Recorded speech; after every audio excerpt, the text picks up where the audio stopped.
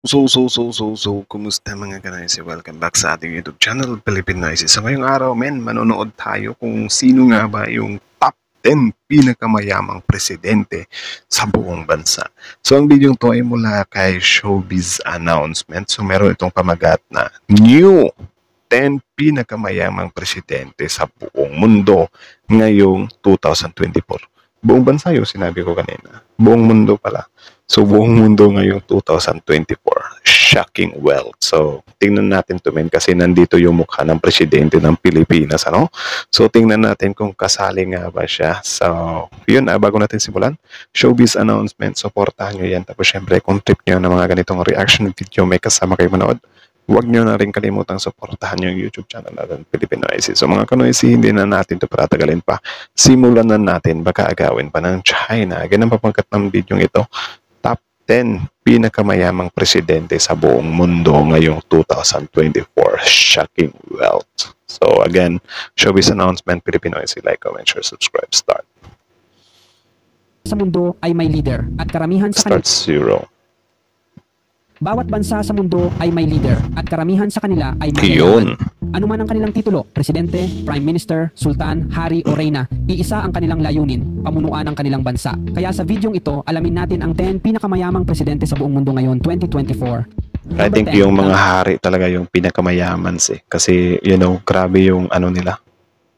Tamim bin Hamad Al Thani. Si Tamim bin Hamad Al Thani ay ipinanganak noong June 3, 1980 sa Doha, Qatar at siya ay 43 years old na ngayon. Siya ang emir ng Qatar at head of state ng bansa. Siya rin ang commander-in-chief ng armed forces at garantor ng konstitusyon. Ika-4 na anak siya ni Emir Hamad bin Khalifa. Naging head of state siya noong 2003 matapos tumanggi ang kanyang nakatatandang kapatid na manahin ang trono. Ano kaya nila si Mia Khalifa. Aktibo rin siya sa pag-promote ng sports sa Qatar, kasama ang 2022 FIFA World Cup na ginanap sa kanilang bansa. Sa ilalim ng kanyang pamumuno, naranasan ng Qatar ang malaking progreso sa edukasyon at kalusugan, kasama ang pagtatayo ng mga bagong universidad at ospital. Nagpapatayo rin siya ng mga makabagong infrastruktura na lalong nagpalakas sa ekonomiya ng Qatar, na kinikilala bilang isa sa pinakamayamang bansa sa mundo. Galing ba sa bulsa yung iba niya? Grabe yung Tagalog natin. Galing ba sa bulsa niya yung iba na ginastos doon? Siya ng the Royal Islamic Strategic Study Center bilang most influential Muslim in the world noong 2022. Ngayon, ang kanyang net worth ay umaabot ng mahigit $2.5 billion. Number 9, Hans Adam. $2.5 billion. Convert natin into Philippine money. Siyempre, wait lang. Convert natin into Philippine money. Wait lang kasi may may passcode. Wait lang ha.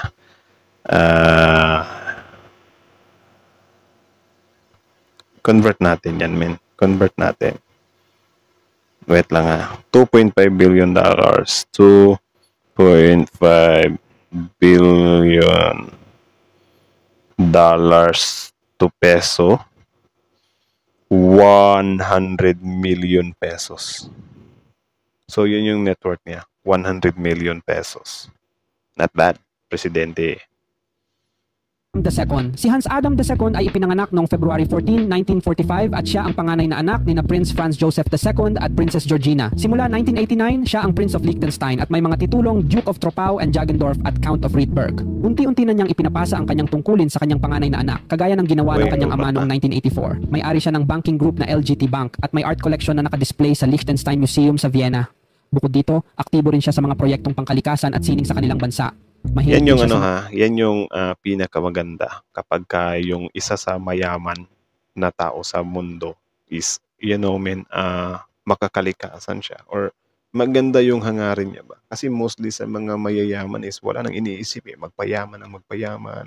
Yung iba kung ano na yung mga pinaggagawa sa mundo. Yung iba naghuhukay ng pinakamalalim na mundo. Pinakamalalim sa lupa. Pinakamalalim. Diba? Naghuhukay yung iba kung ano-ano na yung pinaggagawa sa space, yung iba ini-eksperimento na yung vulkan. Something like that ba na wala silang pake. Yung iba, yung pollution, yung mga usok ng mga company nila, wala silang pake doon.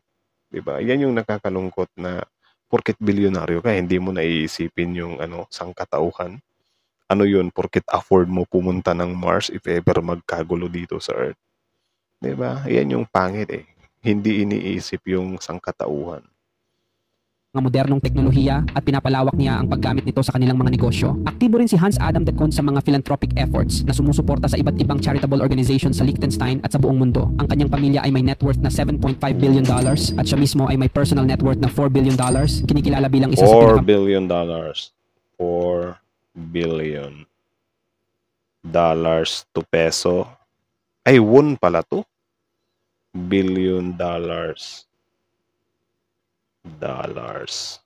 to peso is ano siya, 232 billion pesos. Grabe, 232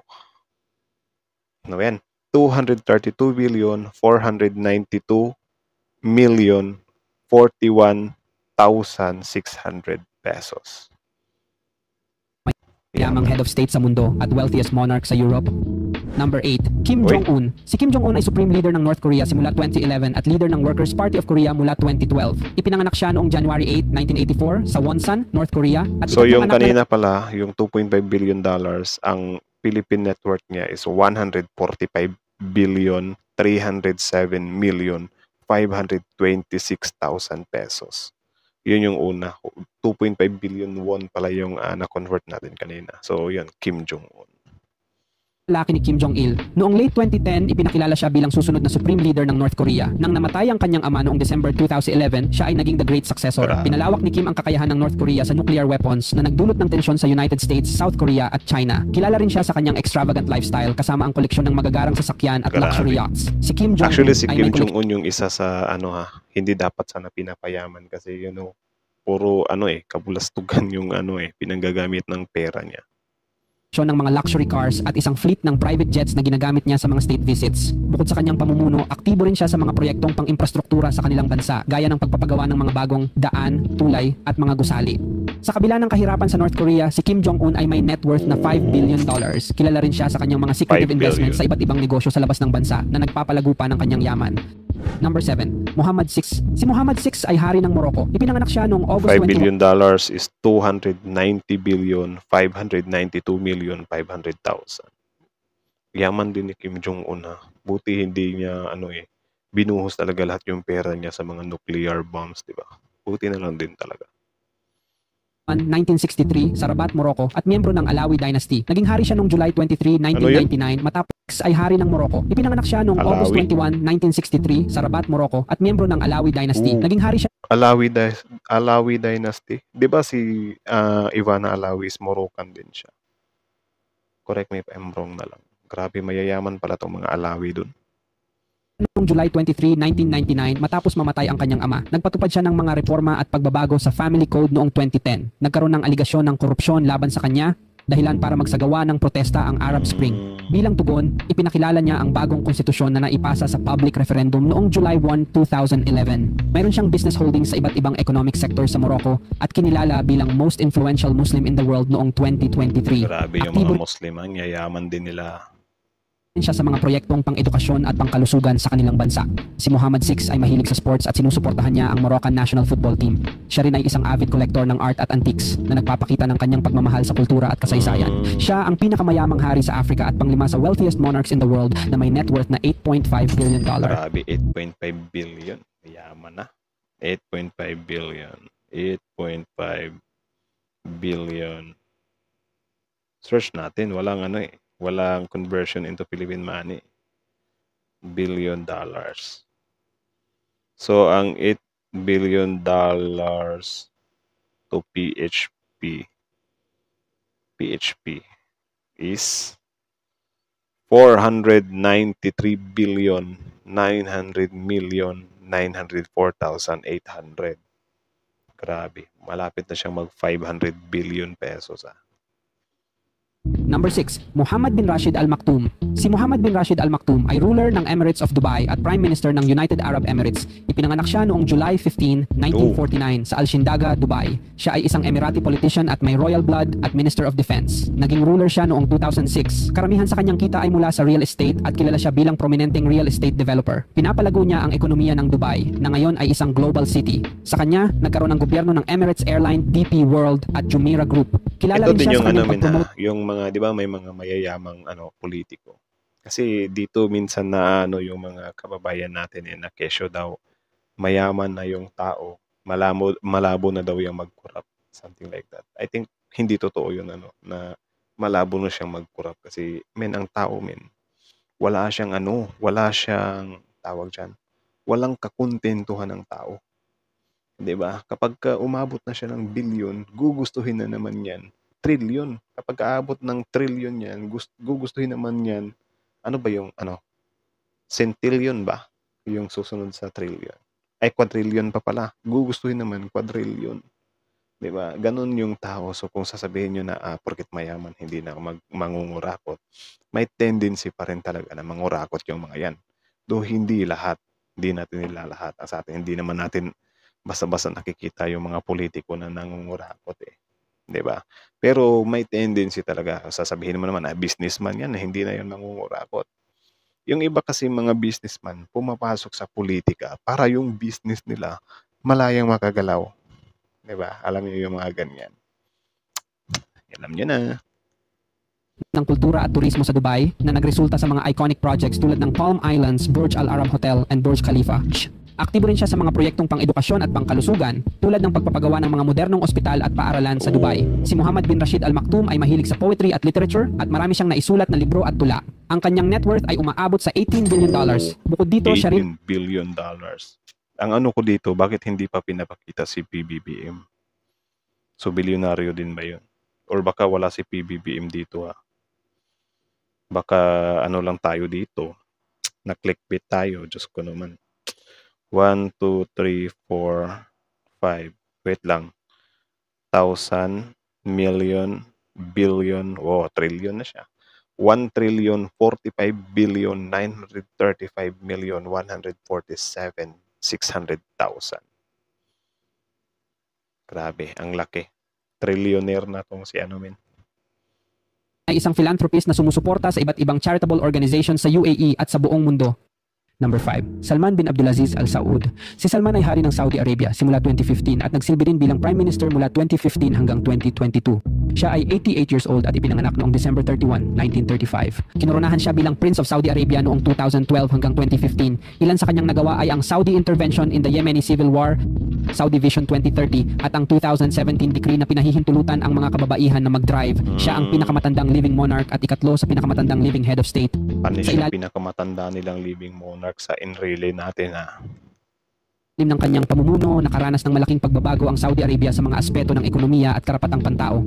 Kilala rin siya sa kanyang charitable works at mga proyekto para sa kapakanan ng mga mamamayan ng Saudi Arabia. Ang kanyang net worth ay $18.5 billion. Okay, so dikit lang din siya nung una, 18 billion. So sa kanya, 18.5. So mga nasa around din siya. I think mga 1 trillion, something like that. Plus. Sinusuportahan niya ang mga proyekto sa renewable energy para sa sustainable na kinabukasan ng kanilang bansa. Aktibo rin si Salman sa pagpapalakas ng relasyon ng Saudi Arabia sa iba pang mga bansa na nagdudulot ng mas maraming economic partnerships at investments. Number 4, Hassan al-Bolkiah. Si Bolkiah ay Sultan ng Brunei simula 1967 at Prime Minister simula 1984. Siya ay 77 years old at ipinanganak noong July 15, 1946. I think ito yung may na Pinay, di ba? Seri Begawan, Brunei.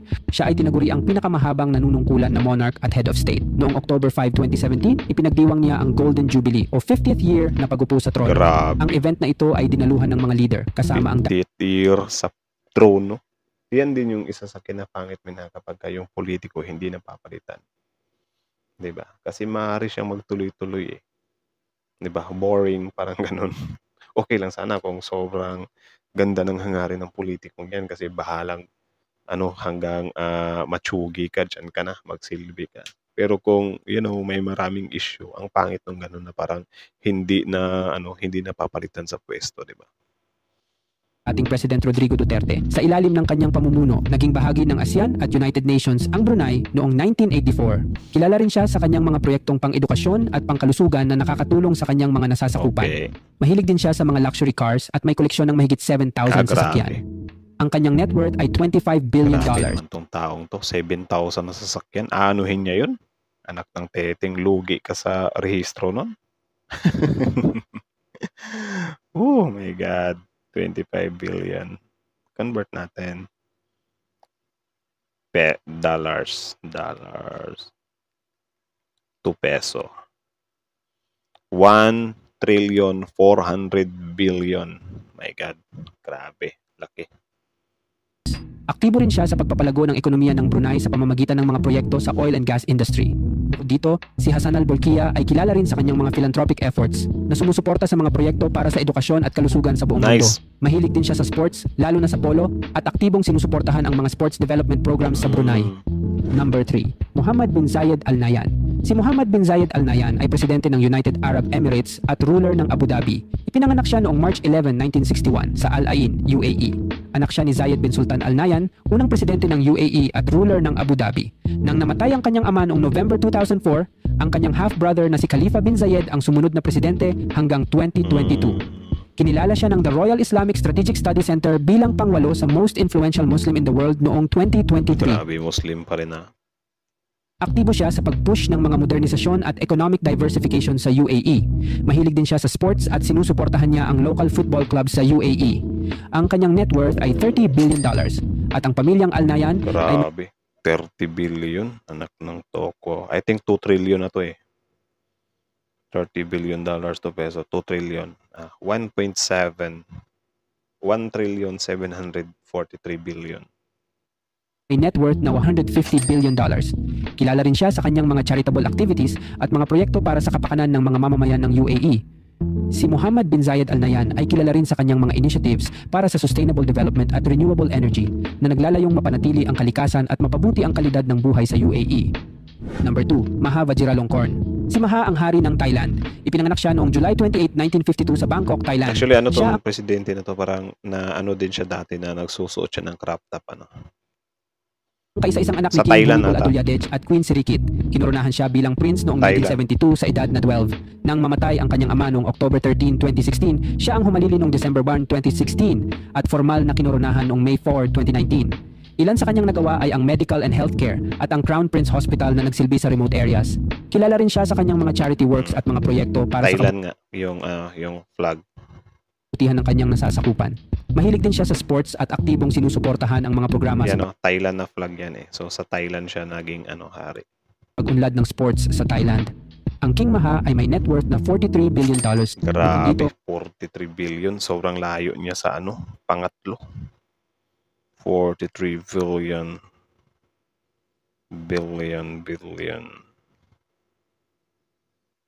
peso, dollars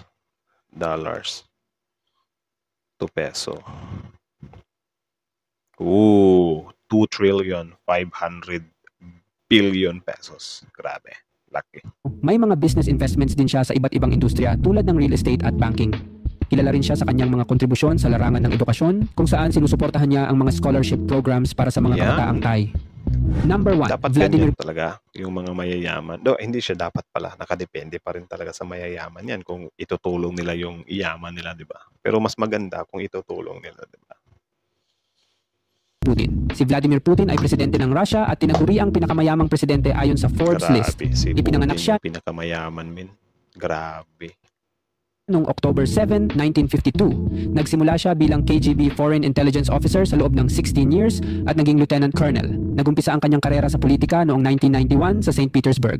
Pumunta siya sa Moscow noong 1996 at sumali sa administrasyon ni Boris Yeltsin. Nagsilbi siya bilang Director of Federal Security Service at Secretary of Security Council of Russia at na-appoint bilang Prime Minister noong 1999. Nang mag-resign si Yeltsin, naging acting president siya at na-re-elect noong 2004. Dahil limitado sa 2 termino ang kanyang panunungkulan, naging Prime Minister siya sa ilalim ni Dmitry Medvedev at bumalik bilang election, yung bago pa lang landslide landslide vote. Presidente noong 2012. Na-re-elect siya noong 2018 matapos ang referendum na nagpapahaba ng kanyang termino hanggang 2036. Grabe. Sa unang termino ni Putin, lumago ang ekonomiya ng Russia sa average na 7% kada taon. Bukod dito, kilala rin siya sa kanyang mga investments at mga kontrobersya. Ayon sa mga report, ang kanyang net worth ay $200 billion. Kilala rin siya sa kanyang Grabe, 200 billion. Pinanis yung lahat ng mayayaman eh. Grabe. 200 billion par. Hulaan nyo, magkano yung 200 billion? $200 billion. 11 trillion 626 billion. Grabe. strategic moves sa geopolitics na nagpapalakas sa Yaman. posisyon ng Russia sa international arena. Mahilig din siya sa sports, lalo na sa judo at skiing, at aktibong sinusuportahan ang mga sports development programs sa Russia. Ano ang masasabi mo sa video na ito? Namangha ka ba sa yaman ng mga leader na ito? Grabe yon. Na-clickbait tayo doon sa ano ha. Nandun si PBBM ha.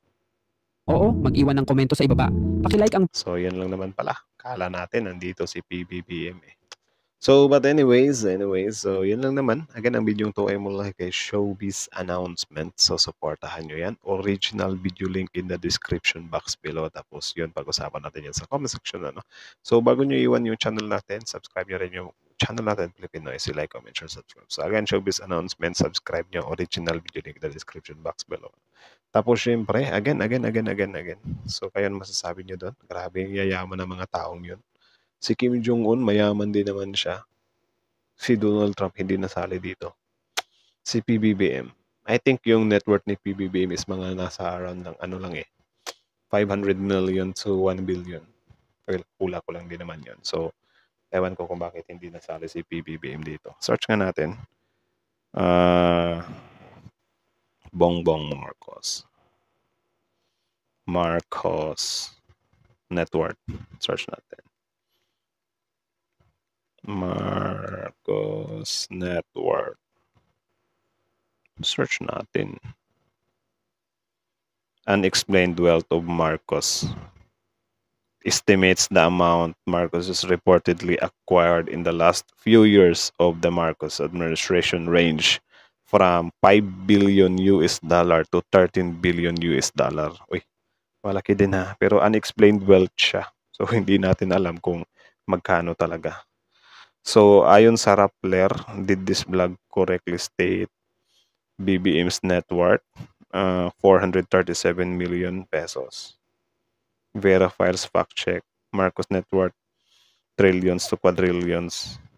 Bongbong Marcos is worth trillions to quadrillions of dollars. Ooh. Claim by YouTube channel sa iyong araw. Fact check by Vera Files, false. So, false yung false yung trillion to quadrillion Kasi grabe naman talaga yung 800 quadrillion min. Di ba? Ayon sa Philstar.com, nasa lang, 437 million yung naka-declared. So, hindi siya pumasok dun sa kasi yung pinaka natin is 100 billion na ata yun eh. So, ganun kayaman, 2.5 billion pesos. So, I think kaya hindi nasali dito yung presidente natin. Tapos yun nga, sobrang din kasi. Sobrang questionable din talaga. Dito naman sa Bloomberg, sabi naman dito, 3 billion dollars.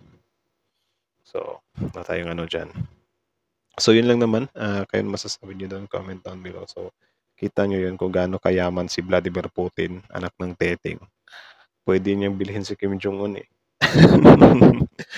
Kaya pala tropang dikit yan si Putin at saka si di ba? Si Kim Jong-un. So I think yun lang naman. Kaya masasabi nyo dito, comment down below, tapos yung pag-usapan natin yan sa comment section. So again, Showbiz Announcement, Filipino Noisy. Like, comment, share, subscribe, Filipino Noisy.